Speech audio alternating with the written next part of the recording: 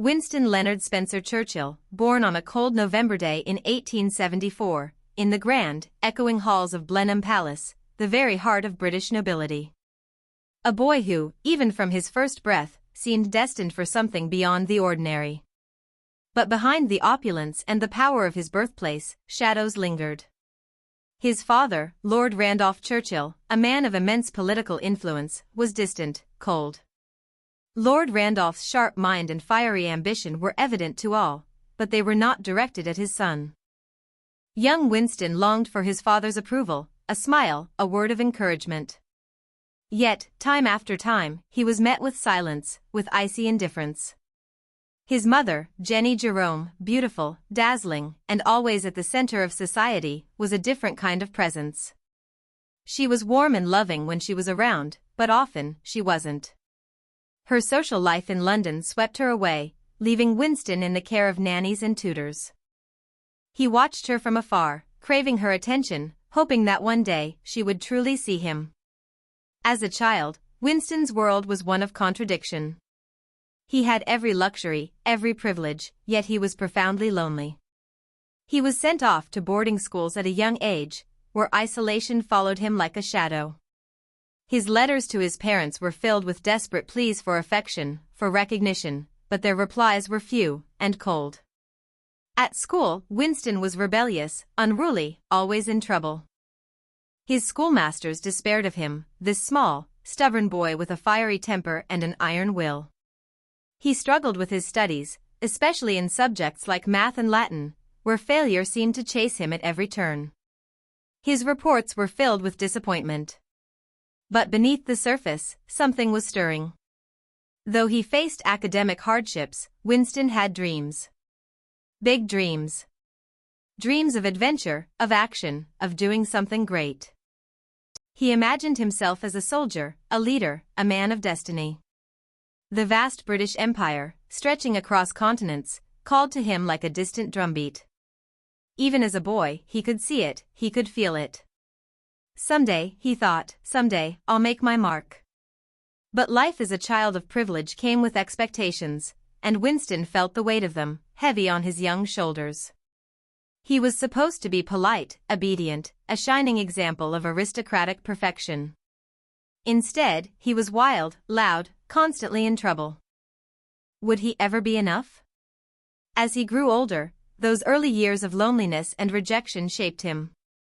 His determination to succeed burned brighter with every setback. He would prove himself, not just to the world, but to his father, to his mother, to anyone who had ever doubted him.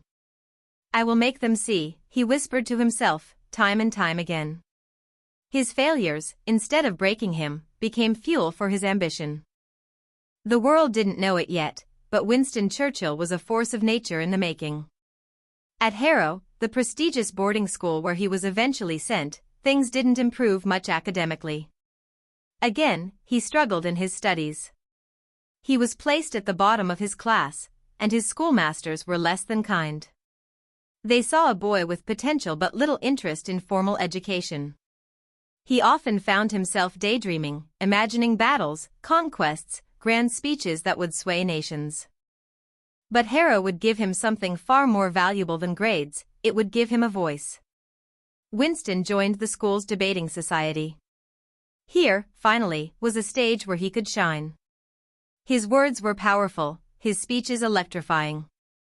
Though young, he had the ability to inspire, to move people, even those older and wiser than him. With each debate, his confidence grew.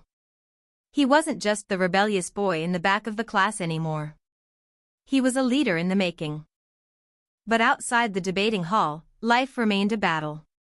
His father's health began to fail, and though Winston tried desperately to impress him, Lord Randolph was slipping away, both mentally and physically. The few times they spoke were filled with tension, frustration. Lord Randolph had little faith in his son's abilities. He thought Winston was wasting his potential. He couldn't see the fire inside the boy. And so, when Lord Randolph died in 1895, Winston was left with an unfillable void. His father had passed away, never having seen the greatness his son would one day achieve. But that loss, that sorrow, only sharpened Winston's resolve. Now, more than ever, he would show the world who he was. He would prove to his father's memory, to his mother, and to himself that he was destined for greatness. The young Winston, standing at the crossroads of his youth, made a decision. He would not follow the easy path of privilege. He would not settle for a quiet life of wealth and status. No. Winston Churchill wanted action, and so he chose the military, the path of a soldier. War, he believed, would give him the chance to build the legacy he so desperately craved. And so, at the age of 20, he entered the Royal Military Academy at Sandhurst. It wasn't an easy road, far from it. He struggled at Sandhurst, just as he had at school. But this time, failure wasn't an option. With relentless determination, Winston pushed through. And soon, he would find himself on battlefields across the world, fighting not just for Britain, but for his name, his destiny. Winston Churchill, soldier, adventurer, and fearless seeker of glory. His path to becoming a warrior was anything but smooth, but from the moment he left Sandhurst in 1895, the young man was determined to forge his own destiny. He had chosen a life of action, of battle, and above all, of proving himself, not just to others, but to the voice inside him that constantly whispered, "You're meant for more." Fresh out of military training, Churchill longed for adventure. The British Empire, vast and mighty, stretched across the globe, and Winston yearned to be at its front lines, where history was made. No longer the boy struggling in classrooms, he was now an officer of the British Army, and his first taste of battle was about to come. In 1895, Churchill was posted to Cuba as a war correspondent. Yes, a war correspondent. Though still a soldier, he had discovered something else he loved, writing. Here, in the battle-scarred hills of Cuba, the young officer began sending back reports that captured the horrors of war with an honesty that was rare for the time. "The sights, the sounds, the smell of gunpowder, it is intoxicating," he wrote. But this was only the beginning. Next came the rugged, unforgiving plains of India. It was in this far-off land that Churchill first experienced the true brutality of combat. He fought against Afghan tribes in the northwest, risking his life for the empire he had always dreamed of serving. His letters from the battlefield were filled with both excitement and fear. Would he survive? In those moments, facing death in the dust and heat, something inside him hardened. This was the life he wanted. This was how he would prove himself. But war wasn't just about fighting. Churchill's mind was always active, always observing, always thinking. He wasn't satisfied with simply following orders. He wanted to understand why the battles were being fought, what the greater strategy was. His ability to analyze military campaigns, combined with his skill in writing, set him apart. His reports were widely read back home in Britain, and slowly, the name Winston Churchill began to rise. His next adventure took him to Sudan in 1898, where the British were battling the forces of the Mahdi. Here, in the blistering heat, Churchill fought in the famous Battle of Omdurman. Charging on horseback, sword drawn, he faced down an army of thousands. It was a scene straight out of the stories he had loved as a boy, but this was no fantasy. Death was all around him. The screams of men and horses filled the air. "It was the closest I've ever been to death," he later admitted. But there was also a thrill, a sense of purpose that came from fighting for something greater than himself. Churchill survived Omdurman, and his fame grew even more. His dispatches were read by politicians, generals, and the British public alike. He had become both a soldier and a storyteller, a rare combination. His words captured the raw power of battle, but they also revealed something deeper. Churchill wasn't just looking for personal glory, he was starting to understand the burden of leadership. He was learning that war wasn't just about victories, it was about the men who fought, the sacrifices made, and the lives lost. But Winston wasn't content to remain on the battlefield forever. He had a burning ambition to enter politics, to follow in the footsteps of his father, Lord Randolph. However, he knew that military success alone wouldn't be enough. He needed fame.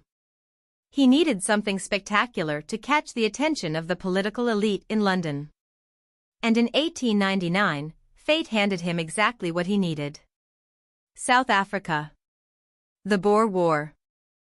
The British Empire was once again at war, this time against the fiercely independent Boer republics. Winston jumped at the chance to go, not just as a soldier, but as a journalist. He sailed to South Africa with one goal in mind: to make a name for himself. But little did he know, he was about to become the subject of one of the most dramatic stories of the war. Just weeks into the conflict, Churchill found himself in the middle of a firefight. His train, carrying supplies and soldiers, was ambushed by Boer forces. As bullets flew and the situation grew desperate, Churchill took command. He wasn't even officially a soldier in this campaign, he was a journalist. But that didn't stop him. With incredible bravery, he rallied the men and helped save many lives. Yet, despite his heroism, he was captured. A prisoner of war. Locked away in a Boer prison camp. For most men, this would have been the end of the adventure. But not for Winston Churchill. No, for him, it was just the beginning of another. After weeks of planning and scheming, he made a daring escape, traveling hundreds of miles across enemy territory, with nothing but his wits and courage to guide him. He arrived in British-controlled territory a hero, his name splashed across newspapers in London. Winston Churchill, the man who had defied the Boers and escaped against all odds. This escape didn't just make him famous, it made him a legend. When Churchill returned to Britain, he was greeted with fanfare. The press couldn't get enough of him, and political doors that had once been closed were now wide open. His time as a soldier was coming to an end, but his political career was about to begin. The boy who had once been told he would never succeed in school had now proven himself on the battlefields of faraway lands. But more than that, Winston had learned the power of storytelling. Through his words, he could shape how people saw the war, how they saw him. And he knew that this skill, perhaps more than any other, would be his greatest weapon in the battles to come. As this chapter draws to a close, we see Winston Churchill standing on the threshold of a new life. His days as a young soldier were behind him, but his thirst for greatness was far from quenched. The listener feels the tension, the excitement, the sense that something much larger looms on the horizon. What lay ahead for this young warrior turned politician? As history would soon reveal, Winston Churchill's greatest battles were yet to be fought. Winston Churchill, the rising star of British politics, was now poised to make his mark in a new arena, Parliament. After the daring exploits in Cuba, India, and South Africa, he had become a household name. The newspapers celebrated him as a hero, and his escape from the Boers had cemented his reputation. But being a soldier was only the beginning. He craved something more: power, influence, the chance to shape history. Politics would be his new battlefield. In 1900, Churchill stood for election as a Conservative candidate in Oldham. He gave speeches that dazzled the crowds, fiery, passionate, and full of conviction. "Britain is the greatest empire the world has ever known," he declared, his voice ringing with confidence. The people listened, enthralled by the young man who had faced death and returned with stories of courage. He won the election, stepping into the House of Commons as one of the youngest MPs. This was the moment Winston had been waiting for, but politics, he soon learned, was a very different kind of fight. Churchill's early years in Parliament were marked by both boldness and controversy. Though he entered as a Conservative, he quickly found himself at odds with his party's policies. Winston was a man of principle, unafraid to speak his mind, even if it meant going against the very people who had helped elect him. The poor should be cared for. The working class deserved better wages and conditions. These ideas weren't popular among his fellow Conservatives, who believed in maintaining the status quo. Churchill's rebellious streak, the same one that had caused him trouble in school, now emerged on the political stage. Within a few short years, Winston had done the unthinkable: he switched sides. In 1904, he crossed the floor of the House of Commons and joined the Liberal Party. His move shocked many, angered others, and earned him the label of a traitor among conservative ranks. How dare he turn his back on his own party, they fumed. But Churchill wasn't driven by loyalty to any one party, he was driven by ideas, by his belief in progress, in action. And the Liberals, with their reformist agenda, seemed to be the right vehicle for his ambitions. Now a Liberal MP, Churchill pushed for social reforms with relentless energy. He championed workers' rights, supported unemployment insurance, and sought to improve conditions for the poor. His speeches were fiery, often laced with sharp wit and biting criticism. He fought for change in a system that, in his eyes, had failed the common man. But with every step forward, there was a backlash. Winston's political career was soaring, but it wasn't without its bumps. In 1911, he was appointed First Lord of the Admiralty, putting him in charge of the Royal Navy. It was a prestigious position, and Winston, always fascinated by military matters, threw himself into the role. The drums of war were already beginning to sound across Europe, and Churchill knew Britain's navy would be its first line of defense. When World War I broke out in 1914, Churchill's leadership was crucial. He pushed for modernizing the navy, preparing for what he saw as an inevitable conflict. His vision and energy seemed endless. He even visited the front lines in France, always eager to be where the action was. "This is the greatest test of leadership the world has ever seen," he declared, and Winston believed he was up to the challenge. But the war, like politics, was unforgiving. In 1915, Churchill made a fateful decision, one that would haunt him for years to come. He pushed for the Gallipoli campaign, a bold but risky plan to open up a new front in the war by attacking the Ottoman Empire. He believed it could be the turning point in the conflict, a masterstroke that would lead to victory. The plan was daring, ambitious, and a disaster. The campaign was a catastrophic failure. Thousands of soldiers died on the beaches of Gallipoli, trapped by enemy fire, unable to advance or retreat. The losses were staggering, and the blame fell squarely on Churchill's shoulders. The press turned on him, once heralded as a hero, now branded a failure. The government, too, lost faith in him. In the aftermath of Gallipoli, Winston was forced to resign from the Admiralty, his reputation in tatters. How far had he fallen? The sting of failure was bitter. Churchill, the man who had risen so quickly through the ranks, who had tasted glory on the battlefield and in politics, now found himself cast aside. His political career, it seemed, was over. He was devastated. Gallipoli wasn't just a military failure, it was a personal humiliation, one that shook him to his core. The ambitious young man who had once dreamed of greatness now found himself in the political wilderness. But Winston Churchill was not a man to give up. Even in his darkest moments, the fire inside him never went out. After Gallipoli, he retreated from public life. He spent time painting, a hobby he had taken up to soothe his restless mind. He even rejoined the army, briefly serving on the Western Front. But all the while, he was plotting his comeback. In the years that followed, Churchill slowly rebuilt his political career. It wasn't easy. He faced opposition at every turn, and the scars of Gallipoli followed him like a shadow. But Winston refused to be broken. He took on lesser roles in government, using each one as a stepping stone. He watched, waited, and prepared for the moment when he would once again rise to power.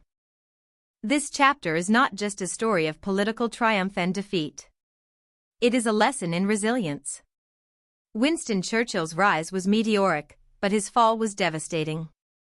Yet, even in the depths of his despair, he never lost sight of his ultimate goal. The listener can feel the weight of Churchill's disappointment, the bitterness of failure, but also the unshakable determination that defines him. Winston Churchill, once the star of British politics, now found himself cast into the shadows. The disastrous Gallipoli campaign had left a stain on his reputation that many thought would never wash away. The newspapers, once full of praise, now branded him with a single word: failure. His political enemies whispered in the halls of Westminster, and even his friends turned their backs. It seemed that Churchill's career, once so full of promise, had crumbled in an instant. In 1915, after resigning from his post as First Lord of the Admiralty, Churchill slipped quietly out of the spotlight. The man who had once commanded fleets now felt like a ship adrift at sea. "I am finished," he reportedly told his wife, Clementine, as he sat in their home, his heart heavy with defeat. What now? What could a man like Churchill do, when the very thing he had devoted his life to, leadership, had been ripped away from him? Yet, this wasn't the end of Winston Churchill, far from it. If anything, this was the beginning of a period that would shape him in ways even he couldn't foresee. They called it the Wilderness Years, a time when Churchill was pushed to the fringes of political life. But in that wilderness, amidst the loneliness and doubt, he would find the inner strength and wisdom to become the leader the world would one day desperately need. At first, Winston did what he always did when life seemed unbearable: he turned to action. While many expected him to slink away into obscurity, Churchill shocked everyone by rejoining the military. Not just as a politician overseeing strategy, but as an officer on the front lines. In 1916, he went to fight in the trenches of France, at the heart of the brutal, bloody Western Front. He lived among the soldiers, sharing their hardships, enduring the constant danger of enemy fire. For a man who had known the heights of power, it was a humbling experience. But it was also a healing one. Winston found solace in the camaraderie of the soldiers, in the raw, simple courage that war demanded. It reminded him of who he was, a fighter, a man who would never retreat from a challenge. "This is where I belong," he wrote to Clementine. But even as he fought in France, the hunger for politics still burned inside him. He wasn't done. Not by a long shot. When the war finally ended in 1918, Churchill returned to Britain. The country was changed, exhausted by the years of war, and so was Winston. He had seen firsthand the cost of poor leadership, the devastating consequences of misjudgment, and the importance of vision. These experiences would stay with him, deepening his resolve and sharpening his perspective. But despite his readiness to return, Churchill's journey back into politics was far from easy. The post-war world was full of new challenges: social unrest, economic turmoil, and the rise of new political movements that threatened the old order. Many still remembered Gallipoli, and even though the war had overshadowed that failure, it lingered like a dark cloud. Churchill, it seemed, was always a step away from being haunted by his past. He took up a series of less prominent positions in the government, rebuilding his political career brick by brick. But it was slow, frustrating work. His passion, his energy, and his brilliance remained, but the world was changing, and Winston often found himself on the wrong side of public opinion. He spoke out against Indian independence, fiercely defending the British Empire at a time when many in Britain were beginning to question its future. He was out of touch, some said, a relic of the past. His warnings about the dangers of communism fell on deaf ears, and his outspoken criticism of the Labour Party's socialist policies earned him enemies on both sides of the political spectrum. At times, it seemed as though Churchill was shouting into the wind, his once powerful voice drowned out by the noise of a new world. By the 1920s, Winston Churchill was still in Parliament, still making speeches, still fighting for his ideas. But the fire that had once carried him to the highest levels of government had dimmed. He was no longer the rising star, he was a man many considered past his prime. The wilderness years dragged on, and Churchill began to wonder if his moment had passed forever. And yet, amidst the darkness, there were flickers of light. It was during this time that Winston began to paint. Yes, paint. He took up the brush as a way to calm his restless mind, to escape the pressures of politics, and to find peace. "Painting," he once said, "is complete distraction. I know of nothing which, without exhausting the body, more entirely absorbs the mind." As strange as it might seem, those hours spent in front of a canvas helped Churchill survive the long, lonely years of political exile. The act of creating, of shaping something with his own hands, restored a part of him that had been lost in the turmoil of war and politics. But even as he painted, Churchill kept his eye on the horizon. He watched as Europe grew increasingly unstable. In Germany, a new danger was rising, a man named Adolf Hitler. Churchill, always the student of history, recognized the signs of tyranny, even when others did not. Throughout the 1930s, as Hitler's power grew, Churchill's voice once again rang out in warning. "We must rearm," he cried. "We must prepare for the storm that is coming." But few listened. For much of the 1930s, Churchill was a lone voice in the wilderness, crying out against the dangers of Nazi Germany. The British government, desperate to avoid another war, pursued a policy of appeasement, hoping that giving in to Hitler's demands would prevent conflict. Churchill was outraged. He called appeasement feeding the crocodile, hoping it will eat you last. But still, his warnings were ignored. Once again, Winston found himself on the fringes of power, watching as the world moved toward disaster. Yet, in his heart, he knew that his time would come again. The clouds of war were gathering, and Winston Churchill, the man who had faced so many battles, both on the field and in the halls of power, was preparing for the greatest challenge of his life. He had spent years in the wilderness, but as the storm approached, Britain would soon need him again. Winston Churchill stood at the edge of history, watching the storm clouds roll in. The 1930s were drawing to a close, and the world was teetering on the brink of disaster. In the halls of power, few listened. In fact, many hoped against hope that war could be avoided, that appeasement, diplomacy, and compromise would keep the coming darkness at bay. But not Churchill. No, he knew better. He had seen this before. He had lived through one world war, and now, he could see another on the horizon. Only this time, the enemy was even more dangerous.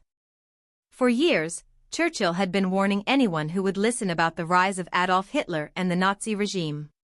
"We must rearm," he cried, as others preached peace.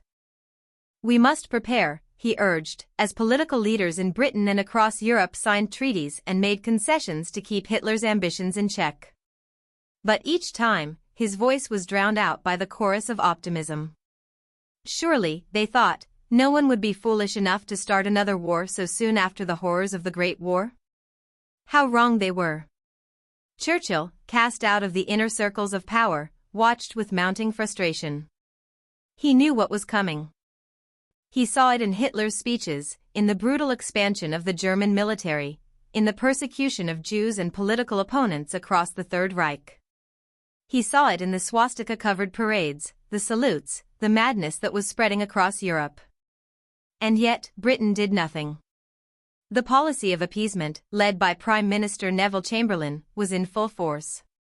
Chamberlain, eager to avoid conflict at all costs, famously returned from Germany in 1938 with a piece of paper in his hand, a peace agreement signed by Hitler. He waved it in the air, beaming with pride. "Peace for our time," he proclaimed. Churchill was outraged. "Do not delude yourselves," he shouted. "This is only the beginning." But once again, his warnings fell on deaf ears. He stood alone, a voice in the wilderness, his frustration growing as Hitler continued his march across Europe. And then, the unthinkable happened. In March 1939, Hitler's army invaded Czechoslovakia, tearing up the treaty Chamberlain had so proudly displayed. The world gasped, but Churchill was not surprised. He had been right all along. By September 1939, the storm that Churchill had long predicted finally broke. Hitler's forces invaded Poland, and the world was plunged into war once more. Britain and France declared war on Germany, but even then, the full scale of the coming conflict was not yet understood. Many believed it would be a quick fight, over by Christmas. Churchill knew better. This was going to be a war unlike any the world had ever seen. As the bombs began to fall, Churchill was called back to power. He was named First Lord of the Admiralty once again, the same position he had held during World War I. His return to the Admiralty marked the first step in what would become the most significant chapter of his life. The war was only beginning, but already, Churchill's leadership, vision, and fierce determination were evident. His voice, once ignored, was now growing louder, more urgent, and impossible to ignore. The early months of the war were marked by what came to be known as the Phony War. Though Britain and Germany were officially at war, there were few major battles, and the expected large-scale conflicts didn't materialize immediately. But beneath the surface, the tension was building, and Churchill knew it was only a matter of time before the full force of the Nazi war machine was unleashed. Then, in the spring of 1940, it happened. Hitler's armies launched a lightning-fast invasion of Western Europe, overwhelming the defenses of Denmark, Norway, Belgium, and the Netherlands. The world watched in horror as country after country fell to the relentless German blitzkrieg. France, too, was on the verge of collapse. The British Army, sent to aid their allies, was caught in the chaos, retreating to the beaches of Dunkirk with the Nazi forces closing in fast. The situation was desperate. Thousands of British soldiers, the core of Britain's fighting force, were trapped, with no way out. And it was in this moment of crisis that Winston Churchill rose to power. In May 1940, with Chamberlain's policy of appeasement in tatters, Churchill was called upon to become Prime Minister. The nation turned to him in its darkest hour, desperate for a leader who could face down the looming catastrophe. Churchill, always ready for a fight, accepted the challenge without hesitation. This was his moment. His first act as Prime Minister? Ordering the evacuation of Dunkirk. In one of the most daring operations in British military history, civilian boats, fishing vessels, pleasure yachts, even ferries, were sent across the English Channel to rescue the stranded soldiers. Against all odds, over 300,000 British and French troops were saved. It wasn't a victory in the traditional sense, but it was a powerful symbol of defiance. Britain would not surrender. Churchill's speeches during this time became legendary. They were not just words, they were weapons. We shall fight on the beaches, we shall fight on the landing grounds, we shall fight in the fields and in the streets, we shall fight in the hills, we shall never surrender, he thundered, his voice crackling with determination. His words electrified the nation, steeling them for the long, brutal fight ahead. It was clear, Britain would not bend, even as the rest of Europe fell under the Nazi boot. But even as Churchill rallied the nation, the storm grew darker. France fell in June 1940, and Britain stood alone against Hitler's seemingly unstoppable forces. The full weight of leadership now rested on Churchill's shoulders. Would Britain survive? Could it stand alone? The odds were grim. The Luftwaffe began its bombing campaign, launching the infamous Blitz. Night after night, bombs rained down on London and other major cities, reducing them to rubble. Civilians huddled in underground shelters, waiting for the dawn. But Churchill, undeterred, walked through the bombed-out streets, visiting the wounded, shaking hands, offering words of comfort. His very presence was a symbol of resistance. "We can take it," he would say. "And what is more, we can give it back." His resolve, his defiance, became the heart of Britain's war effort. Under his leadership, Britain did not falter. In the skies above, the Royal Air Force, outnumbered and outgunned, fought back with unparalleled bravery during the Battle of Britain, forcing Hitler to abandon his plans for an invasion. It was a turning point, but the war was far from over. May 10, 1940. The day Britain's destiny shifted. The day Winston Churchill received the call to lead. The war had already begun, and Europe was crumbling beneath Hitler's relentless blitzkrieg. France was falling, Belgium was teetering, and the British Expeditionary Force was retreating from Dunkirk, clinging to hope as the Nazi war machine crushed everything in its path. In this moment of unimaginable crisis, Britain turned to one man. Churchill. Neville Chamberlain, the architect of appeasement, had resigned, his policies discredited, his hopes of peace shattered. The world was now engulfed in flames, and Britain needed someone with fire in his soul. Someone who wouldn't negotiate with the devil. Churchill had been waiting for this moment, his entire life had prepared him for this. When the call came, he answered with the weight of history pressing on his shoulders, but with his fierce, unyielding spirit ready to fight. "I felt as if I were walking with destiny," he later wrote, reflecting on that pivotal moment. "All my past life had been but a preparation for this hour and for this trial." Churchill knew that the stakes couldn't be higher. If Britain fell, the free world would fall with it. There was no time to hesitate, no room for doubt. He moved swiftly, taking the reins of power and rallying his government behind him. But there was no honeymoon period for the new prime minister. The war was here, and it was terrifying. Within days of Churchill taking office, Hitler's armies surged deeper into France, and the French government was on the verge of collapse. Britain was alone, facing the full force of the Nazi onslaught.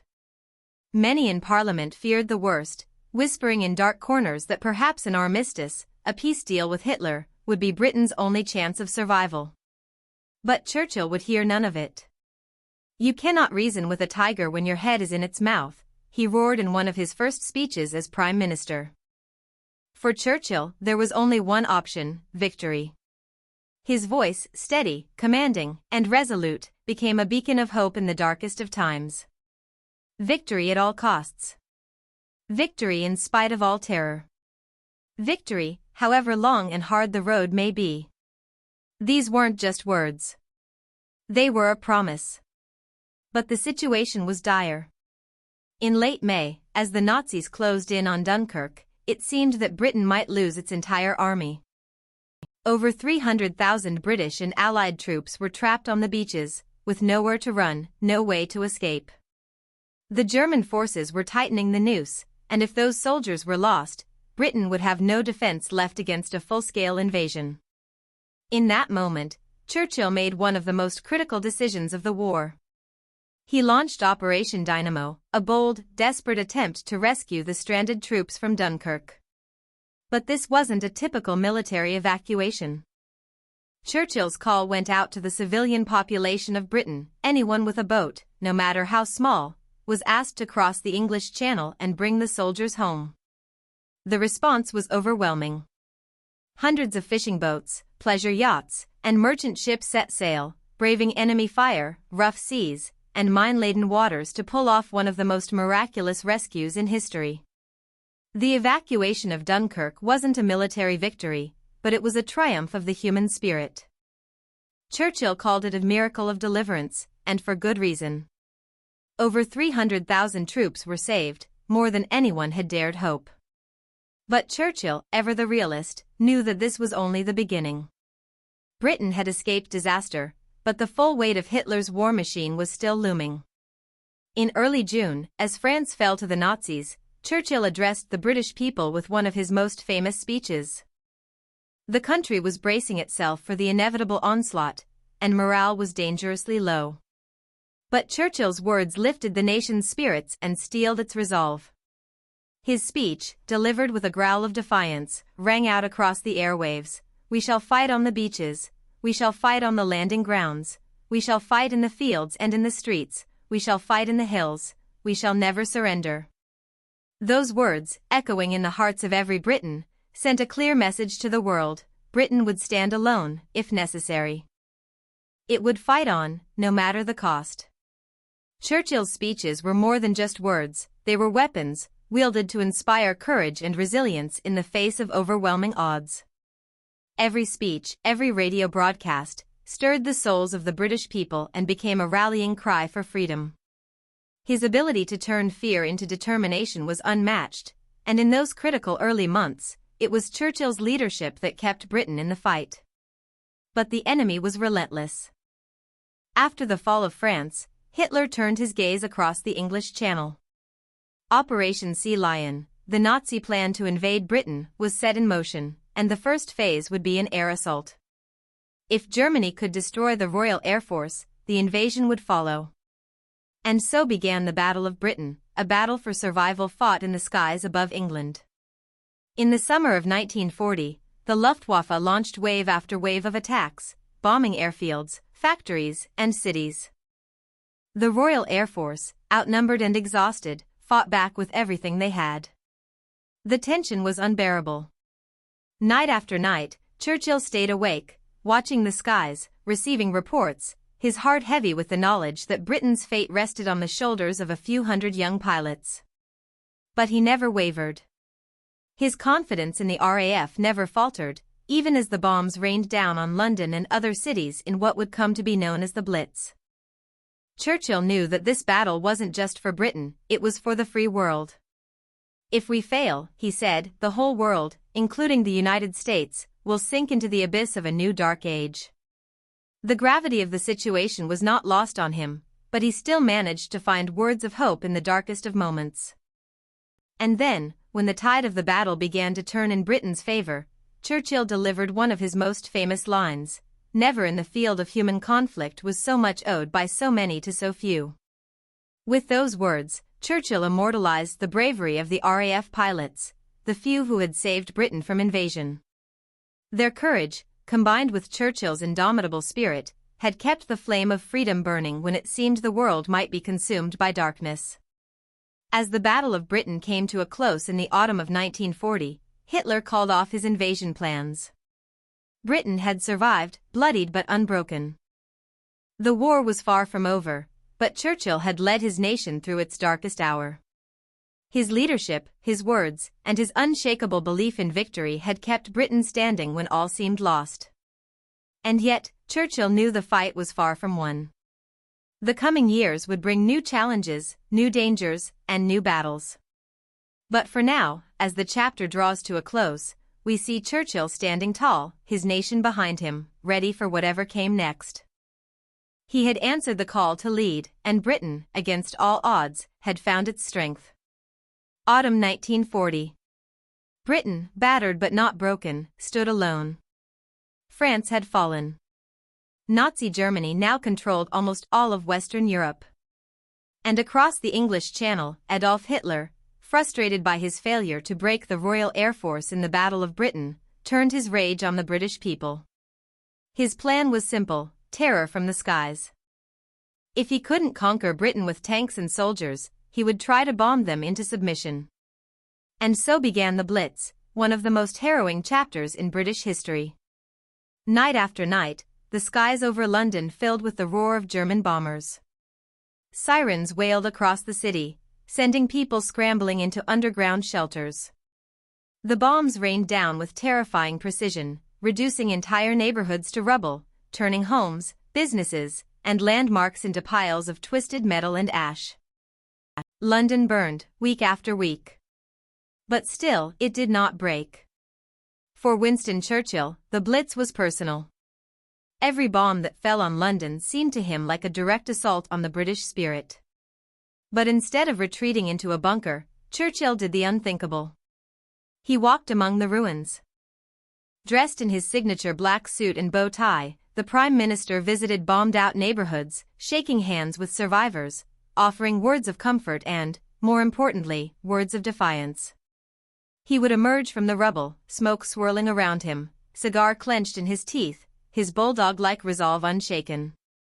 "Good old Winnie," people whispered as he passed, their faith in him growing stronger with each appearance. Churchill had a unique ability to transform fear into courage. His mere presence reminded the people that Britain could, and would, endure. "We can take it," he would say, standing in the wreckage of bombed streets. "And what is more, we can give it back." The Blitz wasn't just about physical destruction, it was psychological warfare. Hitler believed that relentless bombing would crush British morale, that the people would turn against their government and demand peace. But the German dictator underestimated both the British people and their leader. Instead of surrendering to fear, the British grew more resilient. And much of that resilience was driven by Churchill's voice, a voice that refused to yield to terror. Throughout the Blitz, Churchill continued to deliver speeches that electrified the nation. He understood that words could be as powerful as bombs, and his speeches became a rallying cry, not just for Britain, but for the world. In those dark days, his voice boomed over the radio, carrying messages of hope and defiance to every corner of the country. "Let us brace ourselves to our duties," he declared. "And so bear ourselves that, if the British Empire and its Commonwealth last for 1,000 years, men will still say, this was their finest hour." His words had the power to stir even the most weary hearts. As Londoners crawled out of their air raid shelters each morning, they clung to Churchill's speeches like lifelines, feeling the strength of his determination coursing through them. It wasn't just about surviving the Blitz, it was about standing tall in the face of evil, about refusing to let Hitler dictate their future. But Churchill's leadership was not just about inspiring speeches and public appearances. Behind the scenes, he worked tirelessly to ensure that Britain could continue to defend itself. He met daily with military chiefs, strategizing not just how to withstand the bombing, but how to strike back. His relationship with the Royal Air Force grew even closer as they fought, night after night, to protect the skies over Britain. And though the Luftwaffe was relentless, Britain's fighters were fierce. The Blitz stretched on for 57 consecutive nights, and then continued sporadically for months. Cities across Britain, not just London, were hit hard. Coventry was almost entirely destroyed in one horrific raid, and the industrial city of Birmingham suffered brutal attacks.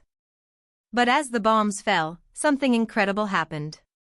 Far from crumbling, British society began to rally together like never before.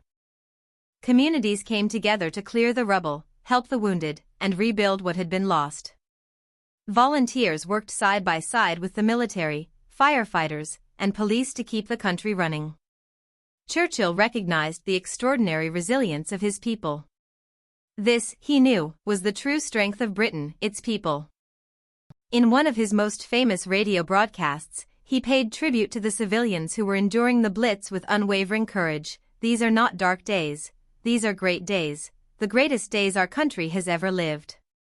And we must all thank God that we have been allowed, each of us according to our stations, to play a part in making these days memorable in the history of our race."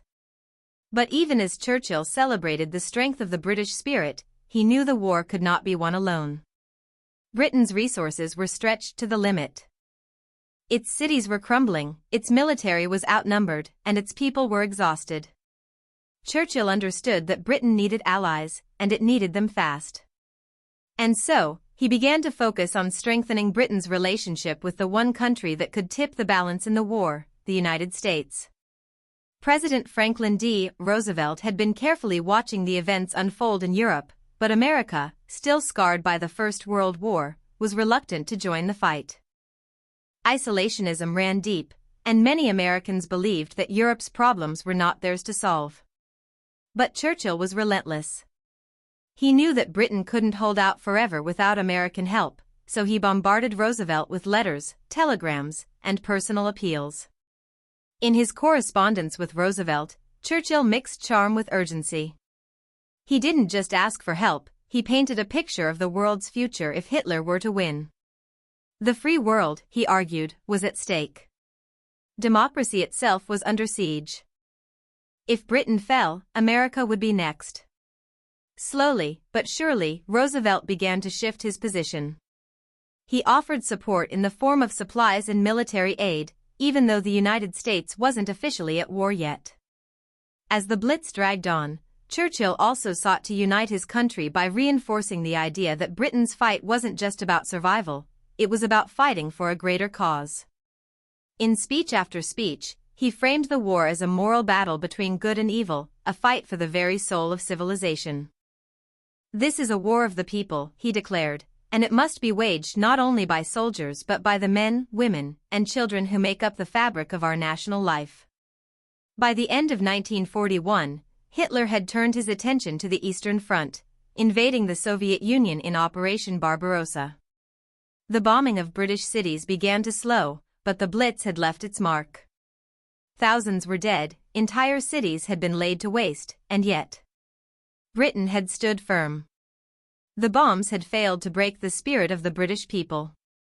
And, under Churchill's leadership, Britain had held the line against the most fearsome military force the world had ever seen. 1941, the tide of war was turning, but the road to victory was still long and blood-soaked. Winston Churchill had led Britain through the firestorm of the Blitz, rallied his people in their darkest hour, and now, the winds of fate were beginning to shift. But with victory in sight, new dangers emerged, dangers not only on the battlefield, but in the delicate balance of global politics. By this time, Britain was no longer fighting alone. Churchill's tireless efforts to court the United States were beginning to pay off.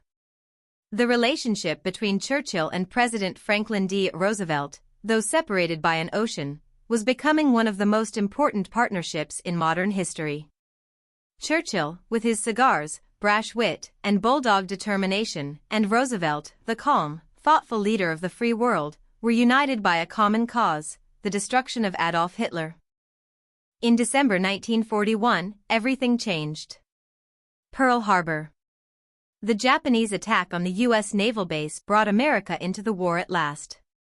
Roosevelt, bound by the cries of a wounded nation, formally declared war on Japan, and soon after, Germany declared war on the United States. It was a moment of relief for Churchill, but also a moment of reckoning. At last, Britain had a powerful ally on the battlefield. But now, the war had truly become a global conflict. The Pacific, the Atlantic, Europe, North Africa, war was everywhere. In January 1942, Churchill traveled to Washington to meet Roosevelt in person. Their friendship deepened over late-night discussions, strategy meetings, and long dinners. Churchill, ever the showman, charmed Roosevelt and his inner circle, using his characteristic humor and flair to win their trust. But behind the warmth and laughter, Churchill knew this was a critical moment. The alliance between Britain and America would shape the future of the war, and Churchill needed Roosevelt's unwavering support, not just in words, but in action. Together, they agreed on a strategy: Europe first. Though Japan had attacked America, both leaders understood that the real threat to global freedom lay in the heart of Europe, Nazi Germany. Defeating Hitler was their top priority, and the combined forces of Britain, the United States, and their allies would focus on liberating Europe before turning full attention to the Pacific. But while the alliance with the United States brought new hope, it also introduced new tensions. Churchill was no longer the sole leader of the Allied effort. He now had to work alongside Roosevelt and, increasingly, Joseph Stalin, the leader of the Soviet Union. Stalin, whose forces were locked in a brutal battle against the Germans on the Eastern Front, had his own ideas about how the war should be fought, and more importantly, how the post-war world should be shaped. Churchill found himself navigating a delicate diplomatic dance, trying to keep the Allies united while fiercely protecting Britain's interests. The year 1942 was a bitter one for Churchill. Despite the growing strength of the Allied forces, the war was far from over, and the losses were staggering. North Africa became the focus of intense fighting as British and American forces clashed with German Field Marshal Rommel's Afrika Korps. For months, it seemed as though the Axis powers might dominate the Mediterranean, cutting off vital supply routes. But then came El Alamein. The Battle of El Alamein in October 1942 marked a turning point. Under the command of General Bernard Montgomery, the British forces delivered a decisive blow to Rommel's troops, halting the German advance. For Churchill, this victory was monumental. He famously declared, "Before Alamein, we never had a victory. After Alamein, we never had a defeat." The tide had finally turned in Britain's favor, but the road ahead was still fraught with peril. As 1943 dawned, the Allies began to focus on Operation Overlord, the invasion of Nazi-occupied France. Churchill had long dreamed of liberating Europe, but the reality of planning such a massive operation was daunting. The British and American forces needed to coordinate an invasion unlike any the world had ever seen. The planning was meticulous, every detail scrutinized, every possibility considered. And yet, the risks were terrifying. Churchill knew that failure would be catastrophic. At the same time, tensions between Churchill, Roosevelt, and Stalin continued to simmer. Stalin was growing impatient, demanding that the Western Allies open a second front in Europe to relieve the pressure on Soviet forces in the East. Churchill, ever wary of the Soviet dictator's ambitions, wanted to ensure that Britain's influence in post-war Europe would not be overshadowed by Stalin's growing power. The three leaders, each with their own vision of the future, were bound by necessity, but distrust simmered beneath the surface. Finally, in June 1944, the day Churchill had been waiting for arrived. D-Day. The Allied invasion of Normandy. As dawn broke on June 6, the largest amphibious invasion in history unfolded. Thousands of ships, planes, and soldiers crossed the English Channel to storm the beaches of Nazi-occupied France. Churchill, who had feared that the invasion would be a bloodbath, was deeply moved by the bravery of the troops. The success of D-Day marked the beginning of the end for Nazi Germany. Slowly but surely, the Allies began to push the Germans back, liberating France, Belgium, and eventually, the Netherlands. But as victory in Europe came within reach, the horrors of war became ever more apparent. The discovery of the concentration camps, where millions of Jews, political dissidents, and others had been systematically murdered, shocked the world. Churchill, though hardened by years of war, was deeply affected by the magnitude of the Holocaust. It was a reminder of what they were fighting for, not just to defeat a military enemy, but to vanquish an evil that had threatened the very fabric of humanity. In May 1945, victory finally came. VE Day, victory in Europe. Churchill stood before the crowds in London, his face etched with both pride and exhaustion. Britain had survived. It had fought the mightiest war machine the world had ever seen and emerged victorious. But at what cost? The country lay in ruins, its cities devastated by the Blitz, its people scarred by loss and hardship. Churchill, the man who had carried Britain through its darkest hour, was now faced with a new reality.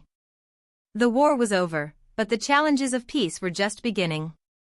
And yet, even in the glow of victory, Churchill's mind was already turning to the next great threat, the Soviet Union. The alliance with Stalin had been necessary to defeat Hitler, but Churchill had never trusted the Soviet leader. As the war drew to a close, Churchill warned of the dangers of Soviet expansion in Eastern Europe. He saw the seeds of a new conflict, the Cold War, beginning to take root. Victory had been won, but peace was not yet secure. In July 1945, just months after VE Day, Churchill's world was rocked by another shock. He lost the general election. The British people, weary from years of war, voted for the Labour Party, seeking change and renewal. Churchill, the man who had saved Britain, was suddenly out of power. It was a bitter blow. But ever the fighter, Churchill accepted the verdict of the people with grace. His legacy was already secure, he had led his nation through its greatest trial, and now, the torch was being passed to a new generation. The war was over, the guns had fallen silent, and Britain, under Winston Churchill's indomitable leadership, had stood victorious. But as the jubilant cheers of VE Day faded, so too did the political power of the man who had carried the nation through its darkest hour. In July 1945, just 2 months after victory in Europe, Churchill faced an unexpected defeat. The people of Britain, weary from years of sacrifice, turned away from their wartime hero. In a stunning election result, Churchill's Conservative Party was ousted, and the Labour Party, led by Clement Attlee, swept to power.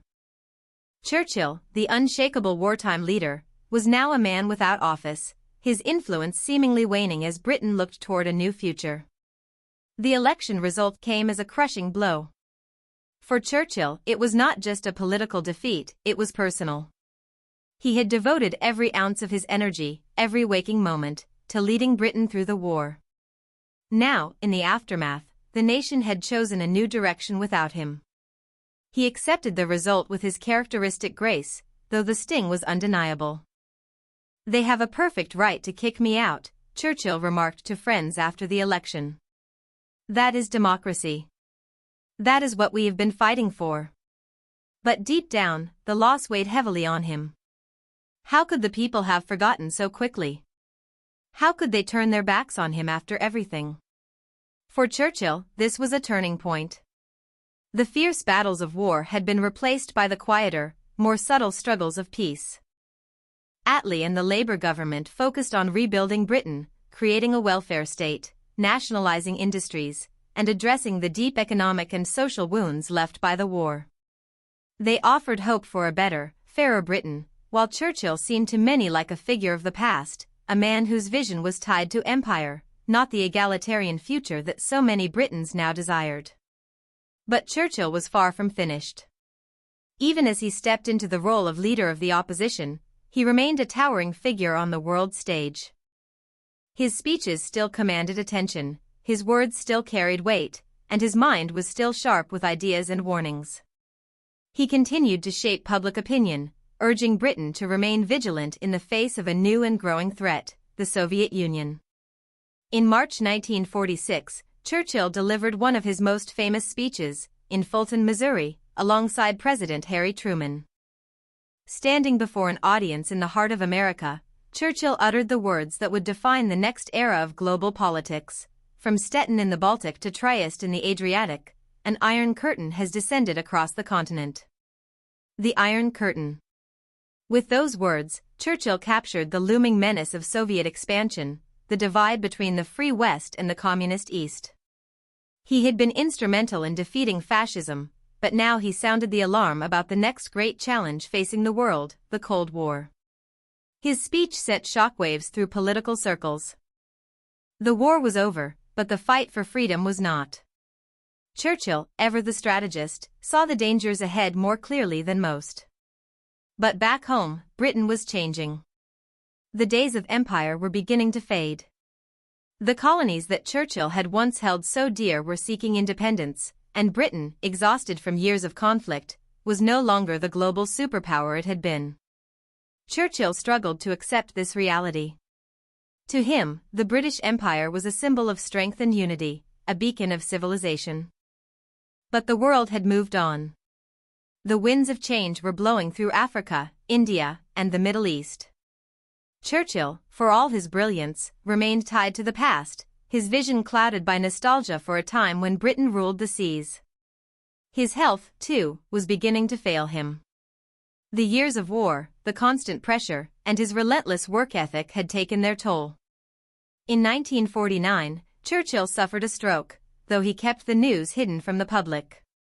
He recovered, but the warning signs were clear. The great man of war, the Lion of Britain, was aging.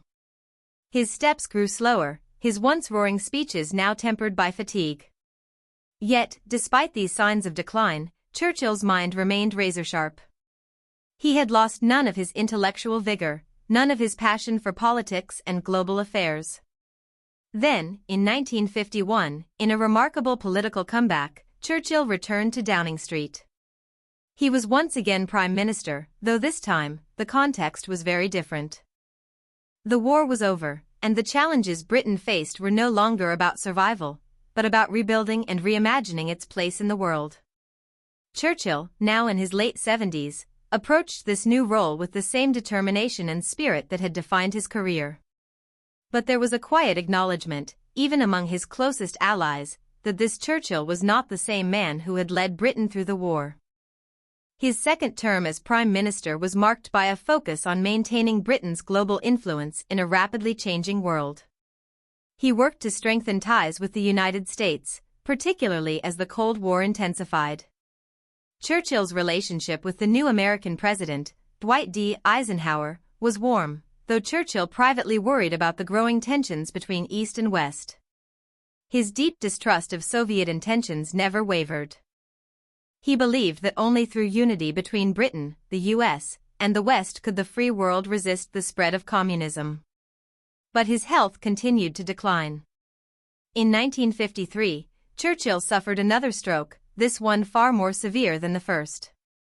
Once again, he hid the extent of his illness from the public, but those around him could see the strain. His speech slurred, his movements slowed, and the man who had once been a tireless force of nature was now visibly frail. Yet, Churchill refused to step down. His love for Britain, for politics, and for the world stage was too strong to let go. Finally, in 1955, with his health deteriorating and his energy waning, Churchill resigned as Prime Minister for the last time. It was the end of an era. After more than half a century of public service, after leading Britain through some of its greatest triumphs and deepest tragedies, Churchill stepped away from the spotlight. He was succeeded by Anthony Eden, one of his closest allies, but the shadow of Churchill's legacy would loom large over British politics for years to come. Though no longer in office, Churchill remained a revered figure. His name was synonymous with victory, with courage, with the unbreakable spirit of Britain. He spent his final years painting, writing, and reflecting on his remarkable life. He completed his 6-volume history of World War II, which would go on to win the Nobel Prize in Literature, a testament not only to his leadership but to his extraordinary ability to capture the essence of history with words. But even as he reflected on his achievements, Churchill was not blind to the complexities of his legacy. He knew that his leadership during the war had secured his place in history, but he also understood that his views on empire, his resistance to decolonization, and his reluctance to adapt to the post-war world had left him somewhat out of step with the new age. Churchill was a man of contradictions, a visionary who could see the dangers of tyranny, yet a man bound to the traditions of Britain's imperial past. 1951. Winston Churchill, the Lion of Britain, returned to Downing Street. At 76 years old, he had already lived the life of 10 men. War hero, political maverick, and architect of victory in World War II, his legacy was already etched into the annals of history. Yet, after 6 years in the political wilderness following his 1945 defeat, Churchill's story was far from over. He wasn't ready to fade away just yet. Britain needed him again. Or so he believed. The post-war years had brought tremendous change. The Labour Party, led by Clement Attlee, had revolutionized Britain's social landscape, creating the National Health Service, nationalizing key industries, and laying the foundations of the modern welfare state. It was a bold vision, and it resonated with a war-weary public. But by 1951, Britain was once again struggling. The economy was faltering, rationing was still in place, and there was a growing sense of frustration. The Labour government was losing its grip, and Churchill, ever the opportunist, saw his chance. The general election of October 1951 was closely fought. Attlee's Labour Party still commanded immense loyalty, but Churchill's Conservatives, with promises of a return to strength, prosperity, and stability, swayed enough voters to claim victory. Despite Labour winning more votes overall, Churchill secured a majority in Parliament due to the electoral system. And just like that, the man who had once stood alone against the Nazi onslaught found himself back in the seat of power. Yet, this was a different Churchill, older, wiser, but also wearier. The energy and fire that had fueled his wartime leadership had dimmed somewhat, and he knew that leading Britain in peace was a different challenge altogether. Gone were the urgent, black and white decisions of wartime. Now, Churchill faced the complex realities of rebuilding a nation in the aftermath of destruction, with a world order reshaped by both the triumphs and the tragedies of the 20th century. Churchill's return to Downing Street was met with a mixture of relief and uncertainty. His supporters hailed his comeback as the return of Britain's greatest statesman, while others whispered doubts about whether an aging Churchill could truly lead Britain into the future. His health, never robust, was a source of concern. He had suffered several strokes by this point, but his indomitable spirit refused to yield. "I am ready," he declared upon returning to office, but even he knew this would be a very different kind of fight. One of Churchill's main goals in his second term was to secure Britain's place on the world stage. The balance of power had shifted dramatically since the war, and Britain's empire, once vast and unchallenged, was crumbling. Decolonization was speeding up, and countries across Africa and Asia were demanding independence. Churchill, ever the imperialist, struggled to accept this new reality. The loss of India in 1947 had been a bitter pill to swallow, and now other colonies were slipping away. Churchill believed that Britain's greatness was tied to its empire. To him, the idea of letting go of the colonies was akin to surrendering the very essence of what Britain was. He fought to maintain control wherever he could, especially in places like Kenya and Malaya, where insurgencies threatened to unravel British authority. Yet, the winds of change were blowing too strongly for even Churchill to stop. The world was moving on, and Britain, though still a major power, was no longer the empire it once was. In his foreign policy, Churchill focused heavily on strengthening the special relationship with the United States. His friendship with President Dwight D. Eisenhower was warm and productive, though Churchill was wary of the growing tensions between East and West. The Cold War had fully taken root, and Churchill, the man who had once stood alone against Hitler, now found himself confronting the specter of a new, ideological battle, one that pitted democracy against communism. The Iron Curtain that Churchill had warned about in 1946 was now a reality, dividing Europe into two hostile camps. Churchill, ever the strategist, believed that the only way to preserve peace was through strength. He supported rearmament and worked closely with the Americans to ensure that NATO, the newly formed alliance, would be the bedrock of Western defense. But while Churchill was focused on global affairs, the domestic front was proving to be far more challenging. Post-war Britain was struggling economically. Rationing, which had been in place since the war, continued well into the 1950s. The country's infrastructure was in dire need of rebuilding, and there were growing demands for modernization. Churchill, however, was not a man of the future. His gaze was firmly rooted in the past. His reluctance to embrace new technologies and modern social policies left his government out of step with the rapidly changing world. He faced growing pressure from within his own party to step aside, particularly from Anthony Eden, his chosen successor and foreign secretary. Eden, younger and more in tune with the new political realities, was eager to take the reins, but Churchill, despite his age and failing health, was reluctant to let go of power. For him, stepping down meant the final end of his political life, and he wasn't ready for that, not yet. In 1953, Churchill faced a significant personal crisis when he suffered a major stroke. The severity of the stroke was kept secret from the public, and even many in his government were unaware of just how incapacitated Churchill had become. He withdrew from public life for several months, spending time recuperating at Chartwell, his beloved country estate. Despite his weakened condition, Churchill was determined to return to office, and against all odds, he did. But it was clear to those around him that the end of his political career was near. The world was changing faster than Churchill could keep up with. The Cold War was escalating, with the arms race between the United States and the Soviet Union spiraling into dangerous territory. The threat of nuclear war loomed large, and Churchill, ever the voice of caution, began advocating for détente, a relaxation of tensions between East and West.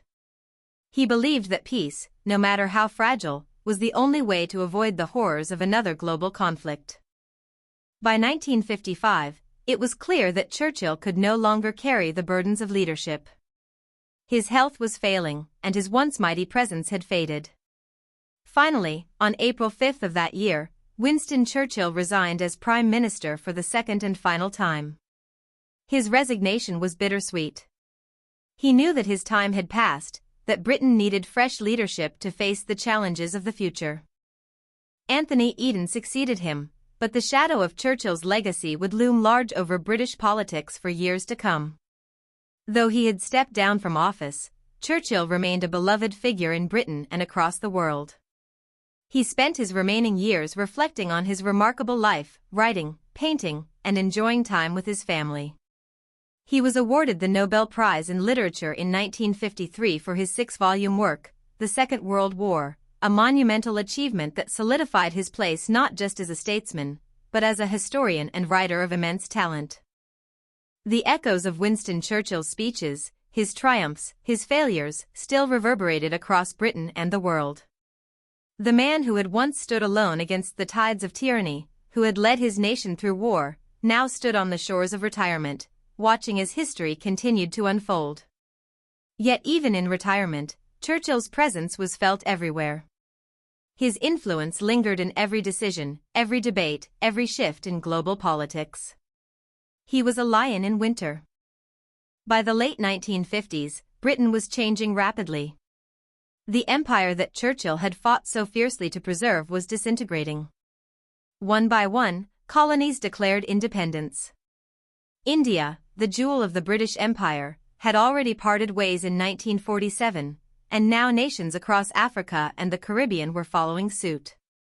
For many, this was the dawn of a new era, a time for self-determination, freedom, and a break from the colonial past. But for Churchill, it was a painful process. He had always believed that Britain's greatness was tied to its empire, to the vast dominion of territories that had once spanned the globe. Watching it unravel filled him with a deep, almost personal sadness. Yet, Churchill's legacy was not defined by empire alone. His greatest achievement, his most enduring gift to the world, was his unwavering defense of freedom in the face of unimaginable odds. World War II, with all its horrors, had tested the very fabric of human civilization. And in those dark years, Churchill had been the unbreakable force that kept the flame of hope alive. Even after stepping down as Prime Minister, Churchill continued to shape the narrative of the war. His 6-volume memoir, The Second World War, published between 1948 and 1953, became the definitive account of the conflict, praised for its vivid storytelling and strategic insight. In these pages, Churchill not only documented the events of the war, but he also crafted his own legacy, positioning himself at the heart of Britain's victory. For Churchill, the act of writing was as much about preserving history as it was about preserving himself within it. In 1953, he was awarded the Nobel Prize in Literature for his writings and speeches, a rare honor for a politician, but one that cemented his place as not only a statesman but as a man of letters. The prize recognized not just his memoirs, but also his unparalleled ability to wield words as weapons. Churchill's speeches had carried a nation through the darkest times, and now, those same words were being immortalized in the annals of history. But as the years passed, the complexities of Churchill's legacy became clearer. He was, undoubtedly, one of the greatest leaders of the 20th century, yet he was also a man of deep contradictions. His vision for Britain's role in the world, his fierce imperialism, and his refusal to adapt to the changing winds of decolonization left him at odds with the future. While many celebrated him as a hero, others began to question the cost of his views on empire and his resistance to social reforms. Domestically, Churchill's second term as Prime Minister had been largely focused on foreign policy, leaving the pressing issues of post-war reconstruction, housing, and healthcare to his successor, Anthony Eden. His reluctance to engage with the social changes sweeping across Britain meant that, for many, Churchill was a figure of the past, a man who had saved Britain but was now out of step with the nation's future. And yet, even as the world moved on, Churchill remained a symbol of resilience. The Cold War, with its simmering tensions and ideological battles, echoed the same struggles Churchill had faced during the war. He had been one of the first to recognize the threat of Soviet communism, coining the term Iron Curtain in his famous 1946 speech. As the years passed, it became clear that the Cold War would dominate global politics for decades, and Churchill's early warnings about the Soviet Union proved to be prophetic. His relationships with other world leaders during his final years in office had also left a mark on global diplomacy. His friendship with Franklin D. Roosevelt had been one of the most significant partnerships of the war, but after Roosevelt's death, Churchill had struggled to find the same rapport with subsequent U.S. presidents. His relationship with Dwight D. Eisenhower, though warm, was more practical than personal, and Churchill's influence over global affairs slowly waned as the post-war generation of leaders took center stage. But while Churchill's political power was fading, his stature as a global icon was only growing. He was showered with accolades, given honorary degrees, and received invitations from leaders across the world. In 1953, Churchill was made a Knight of the Garter, one of the highest honors in the British monarchy. He was also offered the title of Duke of London, an extraordinary gesture, but Churchill, ever modest in such matters, declined the honor. He preferred to remain simply Winston. In his later years, Churchill spent more and more time at Chartwell, his beloved country home. It was here, surrounded by the rolling hills of Kent, that he found solace. He spent his days painting, an activity that had brought him peace during the tumultuous war years.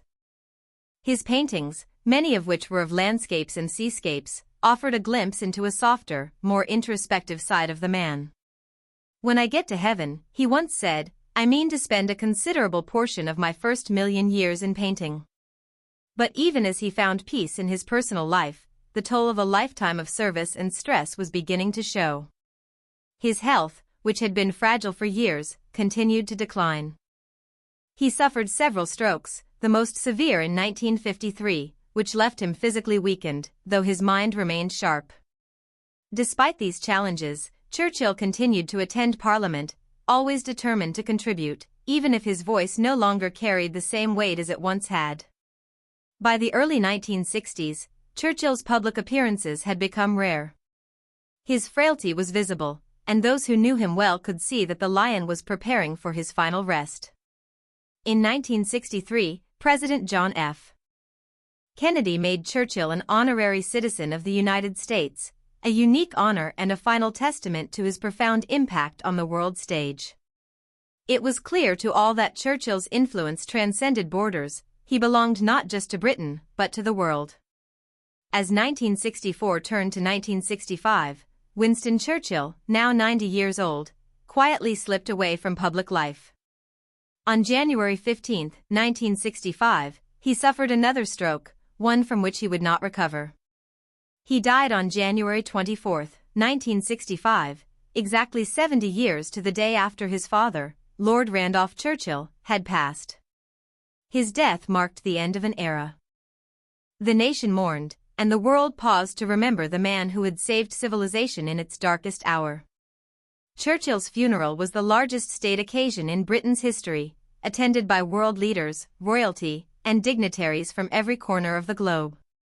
His coffin was carried through the streets of London, draped in the Union Jack, as hundreds of thousands of people lined the streets to pay their respects.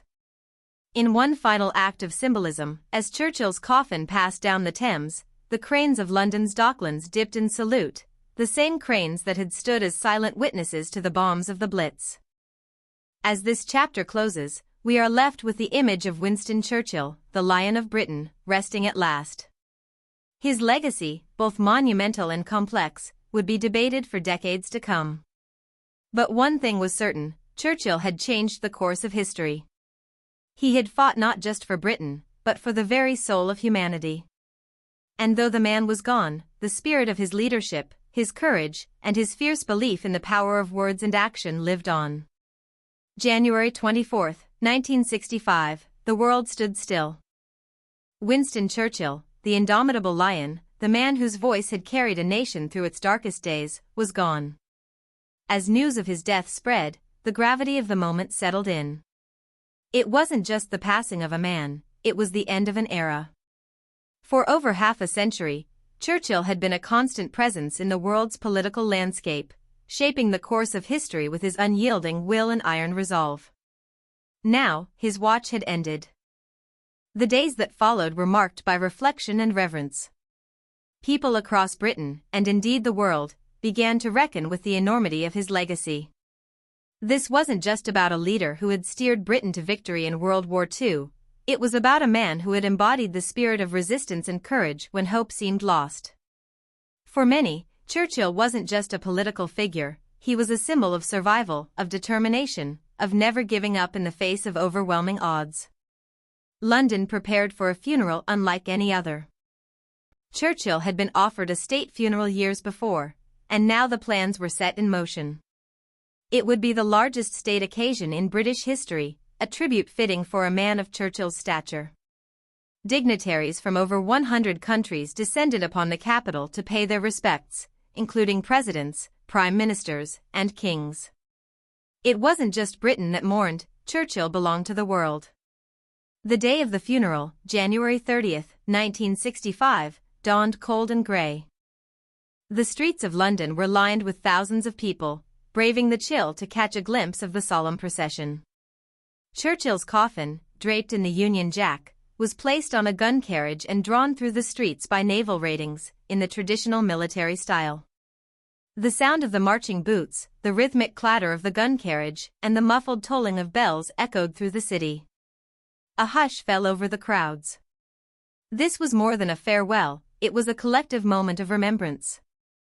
As the procession passed landmarks that had played a part in Churchill's extraordinary life, Westminster, Whitehall, the Cenotaph, the weight of his achievements seemed to settle over the city.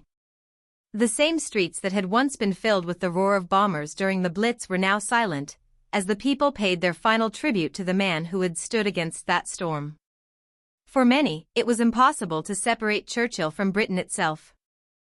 He had become a part of its very identity, a towering figure whose legacy would outlast even the grand buildings he passed by. One of the most poignant moments came as Churchill's coffin was carried past the docklands of London.